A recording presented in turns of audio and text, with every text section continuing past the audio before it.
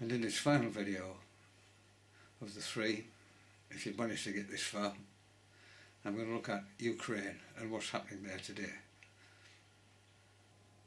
The country we call Ukraine has always been a turbulent region, and it's been fought over by Russia, Austria, Poland and others for centuries. And it wasn't until the 18th century that it developed its own identity as a single nation. In World War I, the Eastern Front between the Germans and Russia was fought in Ukraine. Following the overthrow of the Russian Tsar by Lenin's Bolsheviks in the October 1917 revolution, there was chaos as various groups fought each other for dominance. Eventually the Ukrainians divided into two camps. There were those based in Kiev and the west, and opposed to the Bolsheviks and those seeking to overthrow them, which included the Bolsheviks, based in Kharkiv, near the Russian border in the east. I mean, those in the west included the intelligentsia, the musicians, artists,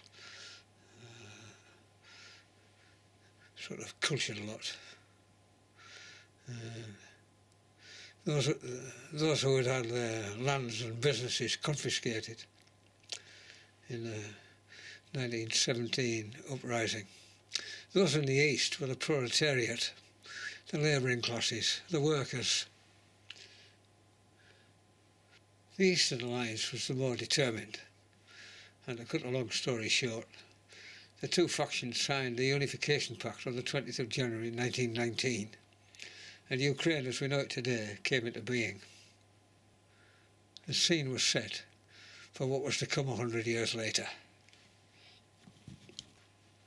In 1922, the Soviets came together to form the United Soviet Socialist Republic, the USSR.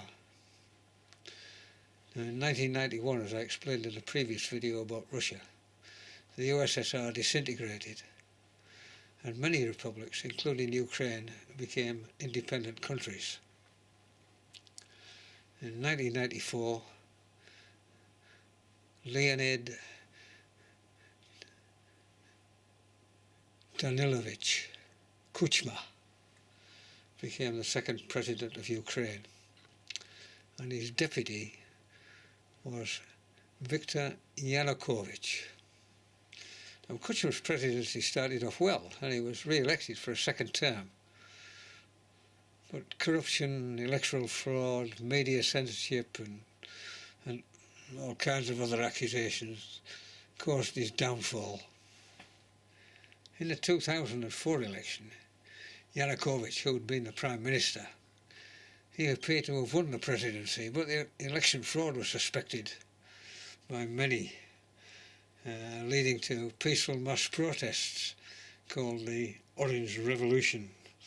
You see them there in Freedom Square in Kiev.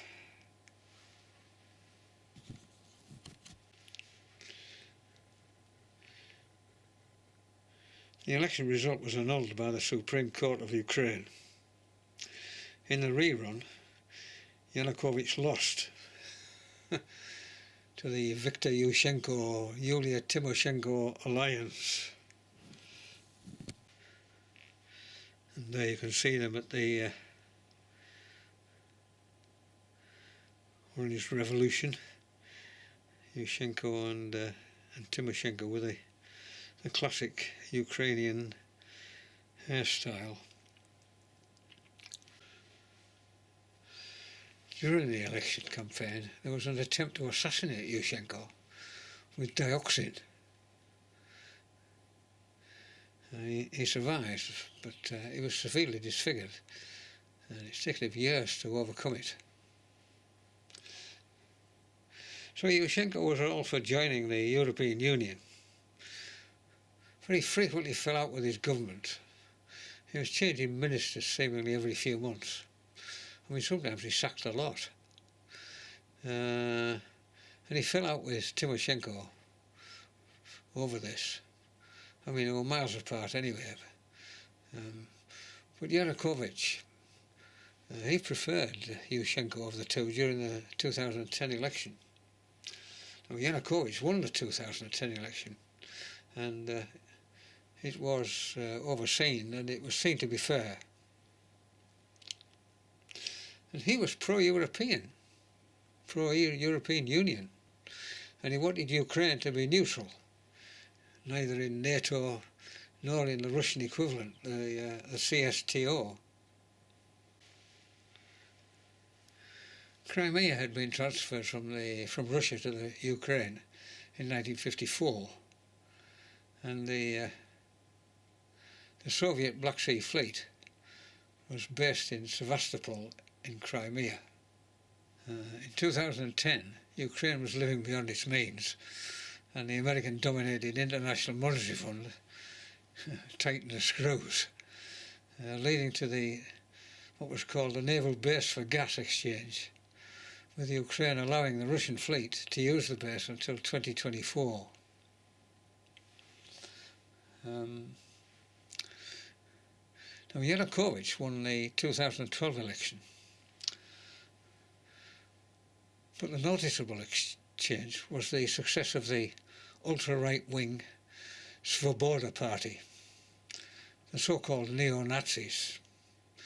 They managed to get 10 seats in the government, whereas in the past they hadn't managed to raise enough votes to get any. In 2004 I was in Kiev, the week after the Orange Revolutionaries had dispersed. I mean, everywhere was euphoria. And whilst wandering around the city, I was struck by the number of gangs wielding clubs of various descriptions, sort of baseball bats and a chain and mace, I remember. They were sort of swaggering through the streets. They were very intimidating. And that October I attended the Ukraine versus Greece football match, attended by 56,000. And the atmosphere was totally different to what I'd experienced before at football matches. It was more of an ultra-right wing rally, and on leaving the ground a violent brawl developed. We all legged it. I discovered that there were several of these groups: C19, Right Sector, Dnipro 1 and the Azov Battalion, to name but 4. They are the nearest thing to Nazis today. Swastika tattoos, Nazi insignia, Nazi propaganda against various groups they see as a problem. The Roma seem to come in for particular attention, torchlight processions. You name it, and they have rich, powerful backers who can provide them with modern weapons. And this is the Azov Battalion. And now that insignia, the last time that was seen, was on a 22nd Waffen SS group in Germany.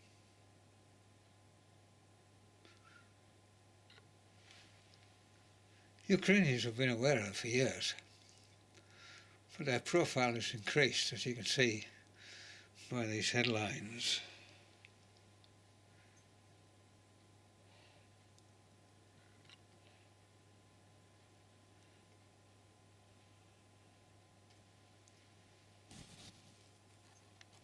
The one thing in their favour for the government forces in the war in Ukraine is their fierce nationalism and no mercy against their opponents. The Azov Battalion were the mainstay in conflicts in the east against the Russians, and the breakaway sort of people in the Donbass and Luhansk. There were frequent brawls in Parliament between the right and left-wing factions, which didn't inspire confidence in the democratic process in Ukraine.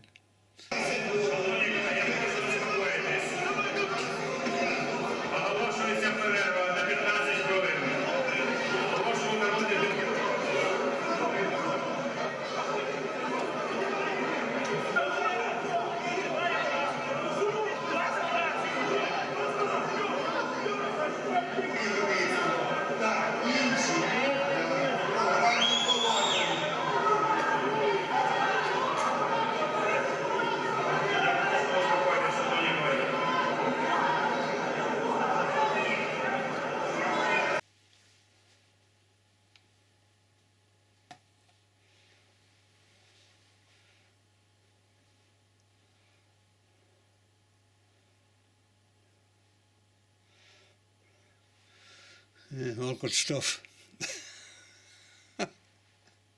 Oh, somebody just been felled there by a right hook.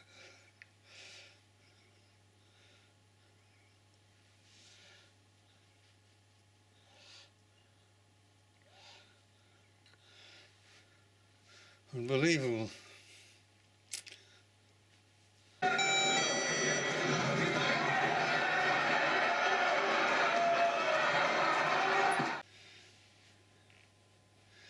I mean, media censorship appeared and political opponents such as Tymoshenko were arrested. Accusations of corruption and nepotism were rife. I mean, Yanukovych appointed all his mates from from the east. But the Yanukovyches were based in the east of Ukraine, and it is alleged they intimidated opponents and accumulated fortunes built by dubious means. Nevertheless, they remain very popular with the electorate in the south and east. And here you can see the division in the 2012 elections.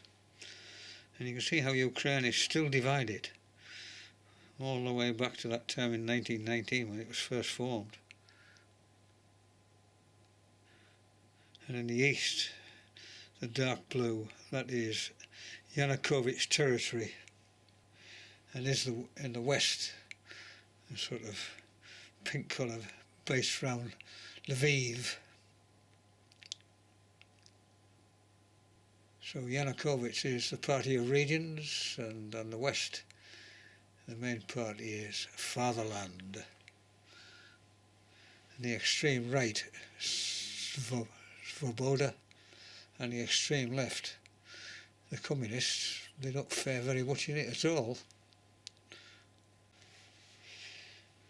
And because of this alleged corruption in government, not just national but local, the opportunity to join the European Union was postponed until Ukrainians got their act together. There were conflicts over the elevation of the Russian language on official documents, the separation of the Ukrainians from the Russian Orthodox Church, and the further extension of Russia's use of Sevastopol until the 2040s.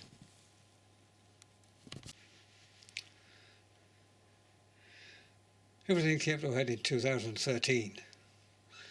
The European Union offered Ukraine a financial and trade deal. It was worth about $838 million, but it had strings attached, already improving its concerns cited above, namely corruption. Now, as the talks intensified, Russia imposed severe sanctions on Ukraine, and as Ukraine's main trading partner was Russia, the sort of CIS group, Yanukovych was worried that without help from the EU to soften the blow of this loss of trade, it would not be a good idea to sign up. Anyway, the European Union didn't come up with anything constructive, and he insisted if he wanted a deal, that was it. We had to sign it as it was. But within days, Russia came up with a far more generous deal. $15 billion with no strings and cheaper gas. Now Yanukovych, who had been very supportive of joining the EU, he did a complete U-turn.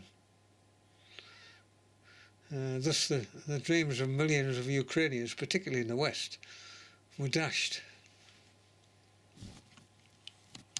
There were calls to remove Yanukovych, and there were procedures in the Ukrainian constitution to do just that, by impeachment. But democracy took a back seat yet again. A huge peaceful protest began in Freedom Square, what they call the Maidan, in Kiev, and it quickly spread to other cities, particularly in the west. It turned more serious as protesters or activists or mobs, whatever you want to call them, began taking over regional offices and sort of roughing up officials and demanding resignations of governors. And government buildings were torched, Opponents described it as anarchy. Cool heads were needed, but judging by the frequent brawls in Parliament, which I've already shown you, coolness is not the Ukrainian way. On the 17th of January 2014, new anti-protest laws inflamed matters. Guns appeared on both sides and were added to water cannons, stun grenades, tear gas and batons. The ultra-right, they seized their opportunity, and although relatively few in numbers, they played a major role in the violence which took place, culminating in the deaths of 120 protesters and 18 police officers. Who started the shooting is a matter of conjecture. Accusations on both sides, but pro-government forces definitely had the most lethal firepower. It was a catastrophe. On the 21st of February, fearing for his life, Yanukovych fled to Russia. And on the 22nd, the Ukrainian government officially removed him from office. I mean, was it a coup d'etat? Well, opinions differ, but it doesn't really matter because the consequences would have been the same. In the aftermath and following a referendum which was massively in favour of rejoining Russia, Crimea was annexed from Russia by Vladimir Putin, President of Russia. The Russian-speaking regions in the east and south of Ukraine, especially the Donbass, Yanukovych's heartland, they adopted similar tactics to the Maidan protesters and began seizing regional offices in protest at the ousting of their man. They declared separate states, the Donetsk People's Republic, the DPR, and the Luhansk People's Republic. And the self-elected leader was a fellow called Pavel Gubarev, a former member of the banned Russian ultra-right-wing group, Russian National Unity Party, which also had Nazi insignia. You can see it there. To all intensive purposes, a swastika. Protests escalated and the eastern regional offices of the new government were stormed. People of the Donbass also wanted a referendum on rejoining Russia. Ukrainian government forces attacked the DPR and the LPR with sort of limited success, but they were quickly supplanted by the extreme right-wing Azov battalion, which I talked about earlier.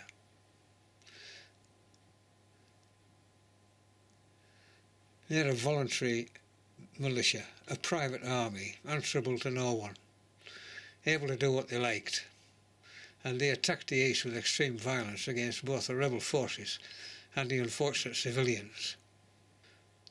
Fearing a complete rout, the Easterners, they sought help from Russia, who provided regular soldiers, albeit without identifying insignia, and armed volunteers.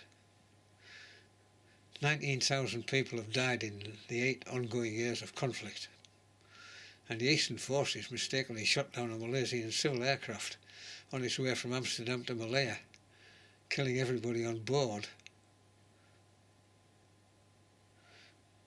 That's how stupid everything had become.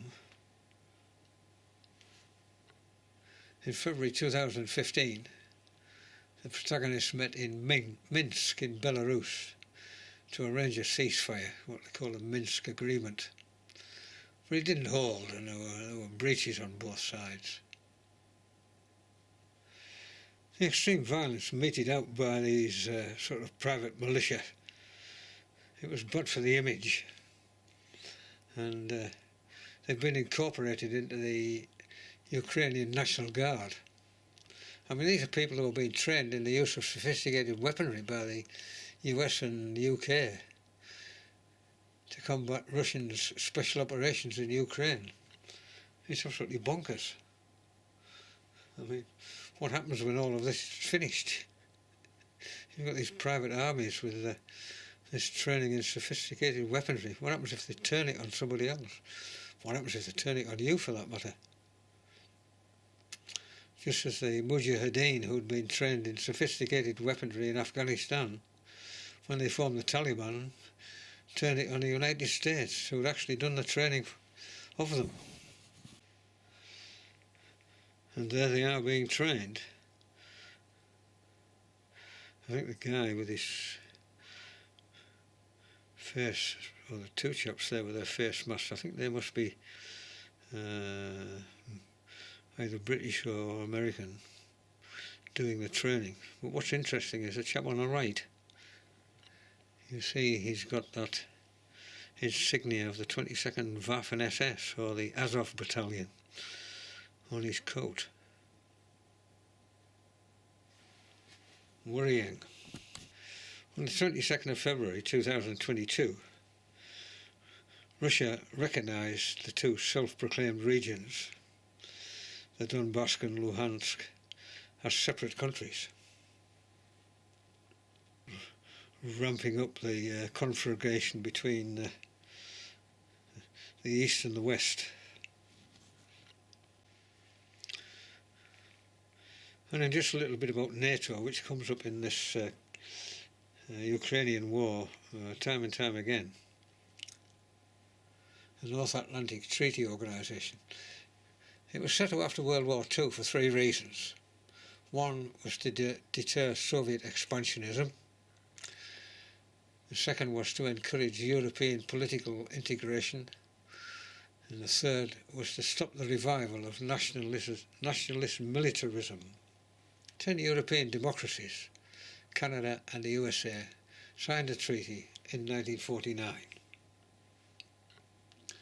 So the relevant bit today is in Article 5 of the treaty. It was agreed that an attack on any one of them shall be considered an attack against them all, and they would protect each other. And between 1952 and 1990, Greece, Turkey, West Germany and Spain all signed up. In 1990, NATO and the USSR agreed that the reunified Germany could join. But there's a disagreement over this statement made by the US Secretary of State, Baker. If we maintain a presence in Germany that is part of NATO, there would be no extension of NATO's jurisdiction for the forces of NATO 1 inch to the east. Now, declassified documents show this to be true, but there was never anything in writing, unfortunately. Following the disintegration of the Soviet Union in 1991, expansion of the USSR was no longer a threat, and many countries had gained their independence, including Russia. Many, including the USA ambassador to Russia, began to question whether NATO should continue in its current form.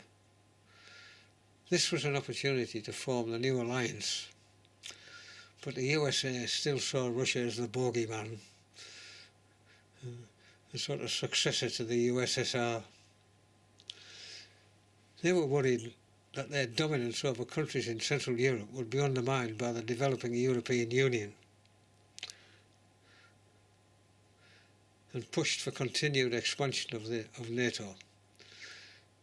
3 members of the former USSR were signed up: Poland, Hungary and the Czech Republic. Russia was not happy about it, because these 3 countries had been within their sphere of influence, as it was. And in 1997, on mutual relations, cooperation and security between NATO and the Russian Federation, signed in Paris, France, this was said: Russia is continuing the building of a democratic society and the realization of its political and economic transformation.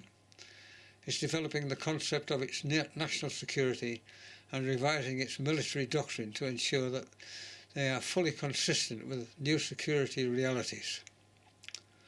Russia has carried out deep reductions in its armed forces, has withdrawn its forces on an unprecedented scale from the countries of Central and Eastern Europe and the Baltic countries, and withdrawn all its nuclear weapons back to its own national territory. Russia is committed to further reducing its conventional and nuclear forces. It is actively participating in peacekeeping operations in support of the UN and the OSCE, as well as in crisis management in different areas of the world. Russia is contributing to the multinational forces in Bosnia and Herzegovina. Well, where did it all go wrong? It was part of President Clinton's foreign policy, and between 2004 and 2020, another 11 countries signed up. The US-dominated NATO was creeping further east towards Russia. So this is a map of Europe showing the countries belonging to NATO, and the original countries in blue, they're the original signatories of this.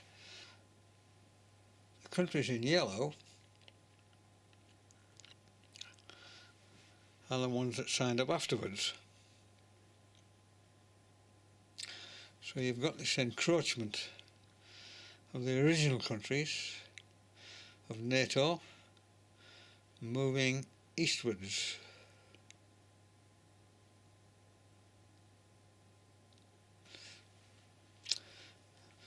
Of particular note are these two here, two of the Baltic states.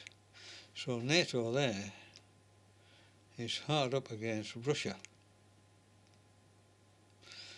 whereas here it's hard up against Belarus, and here it's hard up against Ukraine. And this is the Russian border, the border of the Russian Federation. The other problem for Russia is this Caucasus region here. This is Georgia.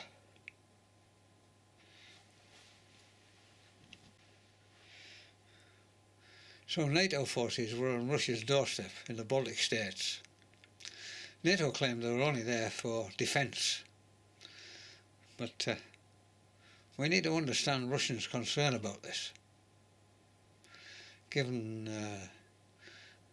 the Americans' worldwide foreign policy pursuits elsewhere. The destruction of communism has been the US's policy for 100 years.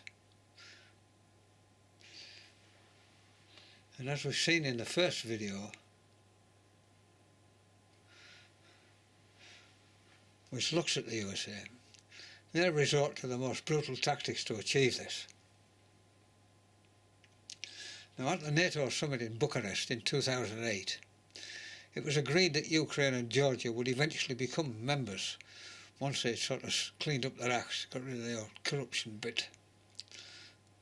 Now, this would put NATO forces right up to Russia's long western and southern borders.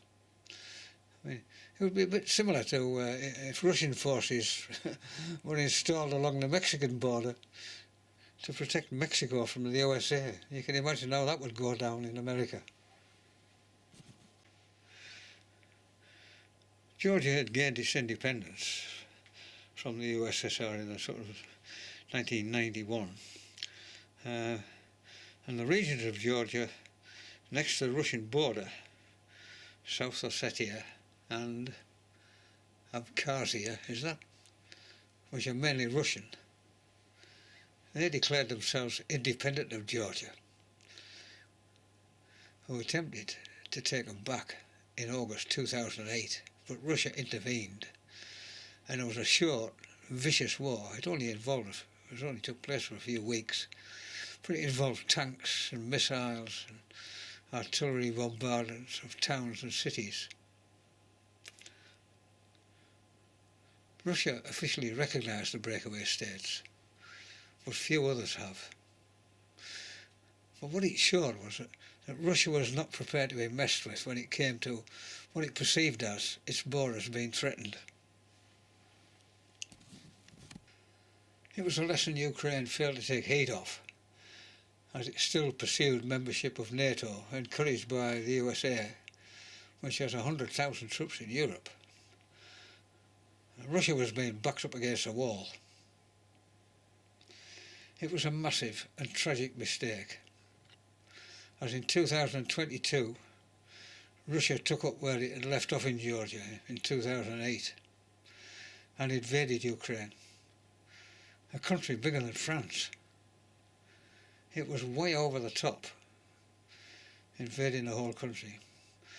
But that's their way, as we've seen in Grozny, and as you can see in Aleppo in Syria. There's a link there to a video which shows what's happened to Aleppo, the sort of before and afterwards. Lots of photographs. Horrific.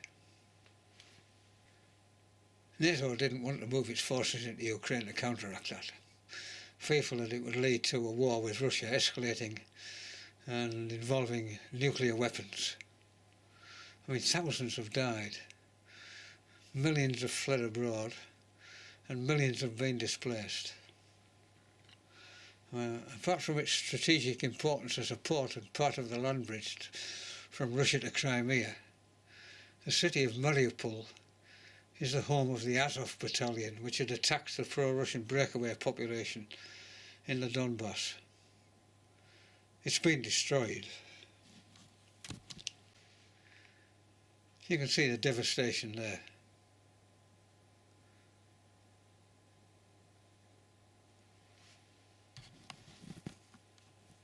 NATO has and is continuing to provide sophisticated weapons to the Ukrainian forces. It's a disaster for the Ukrainian people and for Europe. I mean, Russia is one of the world's biggest producers of gas and oil. It's got vast mineral and forestry wealth. It's a major exporter of wheat, and it has thousands of nuclear weapons pointed at the West, capable of vaporizing us. 20 million Russians gave their lives on our side in World War II. And why have the West, led by the United States of America, treated Russia as a sort of pariah state for decades? Even after the collapse of the USSR in 1991, when the West could or should indeed have been more magnanimous and made them welcome. I think that was what Gorbachev was hoping for.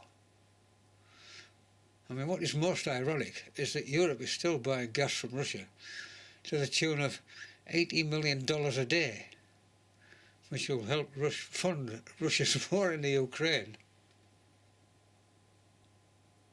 It's nuts.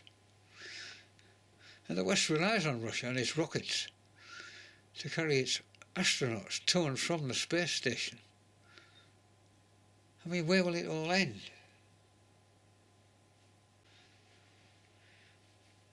I mean, Russia wants the Donbass and the Luhansk regions, which it recognised as being independent of Ukraine. And it wants a land bridge to Crimea. It wants to secure a water supply for Crimea. And it wants recognition that Crimea is now part of Russia. It wants guarantees that the Ukraine will never be part of NATO. Now, will Ukraine accede to these demands? I mean, only time will tell. None of the parties to this conflict come out of it with clean hands. Russia, least of all. And as in all wars, it's the innocent civilians who suffer most. Particularly children, who just don't understand what's going on. Anyway, take care. We'll see you again. Bye-bye. All of this is taking place on that what is called a little blue dot. And if you look closely, you'll see it there.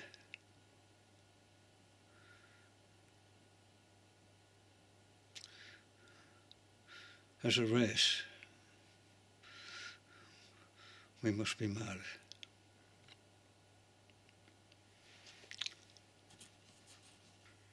Well, I hope the 3 videos, assuming you've lasted right through them all, has given you a sort of greater insight into what's going on and why it's going on. But for now, take care. See you again. Bye-bye.